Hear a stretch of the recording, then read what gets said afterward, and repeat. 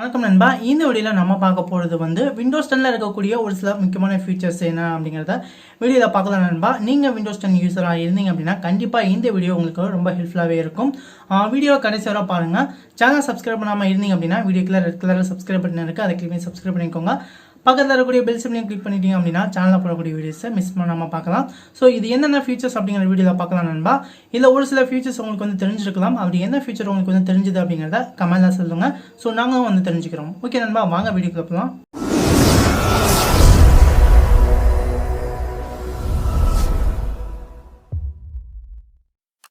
இல்லை நம்ம ஃபஸ்ட்டாக பார்க்க போகிறது வந்து உங்கள் விண்டோஸ் 10 கம்ப்யூட்டரில் எப்படி வந்து டார்க் மோடை எனபிள் பண்ணுறது டிசபிள் பண்ணலாம் அப்படிங்கிற பார்த்தலாம்.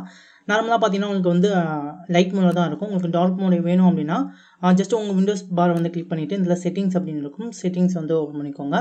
இதில் பார்த்தீங்கன்னா பெனலைசேஷன் அப்படின்னு இருக்கும். பெனலைசேஷன் சூஸ் பண்ணிக்கோங்க. இல்லை உங்களுக்கு வந்து பேக்ரவுண்ட் கீழே கலர்ஸ் அப்படின்னு ஒரு ஆப்ஷன் இருக்கும். கலர்ஸ் வந்து சூஸ் பண்ணிக்கோங்க. இல்லை உங்களுக்கு வந்து நார்மலாக லைட் கலரில் சூஸ் ஆகிருக்கும். உங்களுக்கு டார்க் மோட் வேணும் அப்படிங்கிறப்ப இந்த இடத்துல டார்க் அப்படின்னு இருக்கல, டார்க்கை சூஸ் பண்ணிக்கோங்க. உங்களுக்கு எவ்ரிதிங் பார்த்தீங்கன்னா உங்களுக்கு வந்து டார்க் மோட் வந்து எனபிள் ஆயிரும். இதே போல் உங்கள் கம்ப்யூட்டரில் ஈஸியாக நீங்கள் வந்து டார்க் மோடை எனபிள் பண்ணி யூஸ் பண்ணிக்க முடியும். கண்டிப்பாக இந்த மெத்தட் ட்ரை பண்ணி பாருங்கள் நண்பா. இதை நம்ம ரெண்டாவதாக பார்க்கக்கூடியதை வந்து உங்கள் கம்ப்யூட்டரில் விண்டோஸ் 10 கம்ப்யூட்டரில் எப்படி வந்து கேமிங் மோடை வந்து எனபிள் பண்ணலாம் அப்படிங்கிறத பார்த்துடலாம். நார்மலாக நீங்கள் வந்து கேம்ஸ் ப்ளே பண்ணுறதை விட கேமிங் மோடை ஆன் பண்ணிட்டு ப்ளே பண்ணிங்க அப்படின்னா உங்களுக்கு வந்து பர்ஃபார்மன்ஸ் நல்லாவே இருக்கும். விண்டோஸ் பாரை கிளிக் பண்ணிக்கோங்க. செட்டிங்ஸ் ஓப்பன் பண்ணிக்கோங்க. இதில் பார்த்தீங்கன்னா உங்களுக்கு வந்து கேமிங் அப்படின்னு இருக்கும். கேமிங்கை சூஸ் பண்ணிக்கோங்க. இந்த இடத்துல பார்த்தீங்கன்னா உங்களுக்கு வந்து கேம் மோட் அப்படின்னு இருக்கும். கேம் மோட் சூஸ் பண்ணி உங்களுக்கு வந்து ஆஃபில் இருந்து அப்படின்னா ஆன் பண்ணி வச்சுக்கோங்க.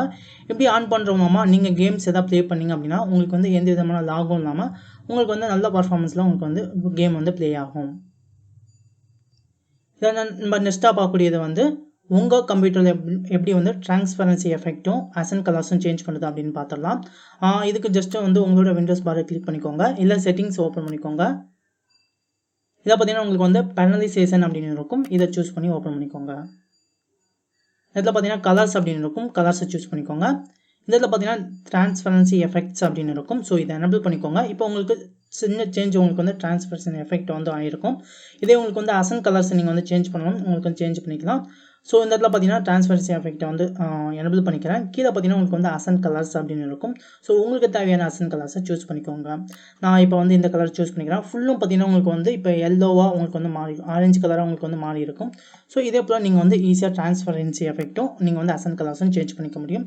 ஸோ கண்டிப்பாக ட்ரை பண்ணுங்கள். உங்கள் விண்டோஸ் 10ல் எப்படி வந்து டாஸ்க் பாரை ஆட்டோமேட்டிக்லி ஹைட் பண்ணுற மாதிரி செட் பண்ணலாம் அப்படிங்கிறத பார்த்தலாம்.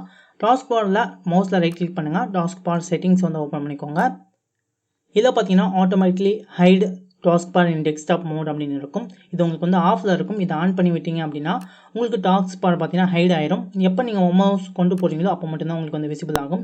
ஸோ இந்த மாதிரி உங்களோட விண்டோஸ் 10 கம்ப்யூட்டர்லையும் செட் பண்ணிக்கலாம். ஸோ கண்டிப்பாக இந்த மெத்தடையும் ட்ரை பண்ணுங்கள். இது உங்களுக்கு வந்து லாக்லேயே இருக்கணும் அப்படின்னா மறுபடியும் செட்டிங்ஸ் வந்து ஓப்பன் பண்ணிக்கோங்க. ஆனில் இருக்கிறத ஆஃப் பண்ணிக்கோங்க. உங்களுக்கு வந்து மறுபடியும் உங்களுக்கு வந்து லாக் ஆயிரும்.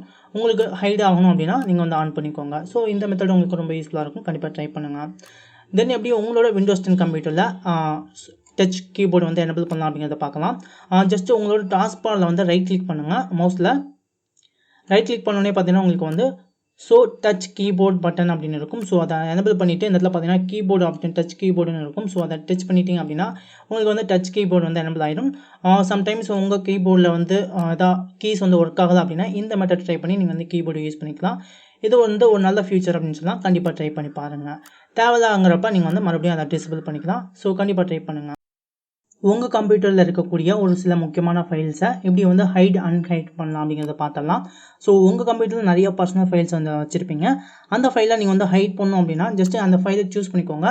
ரைட் கிளிக் பண்ணி ப்ராப்பர்ட்டிஸ் வந்து போய்க்கோங்க. ப்ராப்பர்ட்டிஸில் பார்த்தீங்கன்னா ஹிடன் அப்படின்னு ஒரு ஆப்ஷன் இருக்கும். ஹிடன் சூஸ் பண்ணிவிட்டு அப்ளை அண்ட் ஓகே கொடுத்துக்கோங்க. இதை பண்ணுற மூலமாக அந்த ஃபைல் பார்த்தீங்கன்னா உங்களுக்கு வந்து ஹிடன் ஆயிரும். அதே போல் உங்களுக்கு தேவையான ஒரு சில முக்கியமான பர்சனல் ஃபைல்ஸ் எல்லாத்தையும் நீங்கள் வந்து ஹிடன் பண்ணி வச்சுக்கோங்க. ஹிடன் பண்ணின பிறகு பார்த்தீங்கன்னா இந்த இடத்துல வியூ அப்படின்னு ஒரு ஆப்ஷன் இருக்கும். ஸோ வியூ ஆப்ஷன் வந்து கிளிக் பண்ணுங்கள்.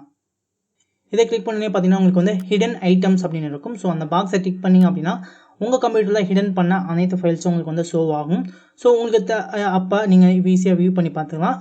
திருப்பி உங்களுக்கு வந்து ஹைட் ஆகணும் அப்படின்னா அந்த பாக்ஸ் அன்டிக் பண்ணுங்கள். வேணுங்கிறப்ப நீங்கள் வந்து டிக் பண்ணிங்க அப்படின்னா அந்த ஃபைல்ஸ் உங்களுக்கு வந்து ஷோ ஆகும். ஸோ இந்த ஹிடன் பண்ண ஃபைல்ஸை எப்படி வந்து அன்ஹைட் பண்ணலாம் அப்படிங்கிறத பார்த்தலாம்.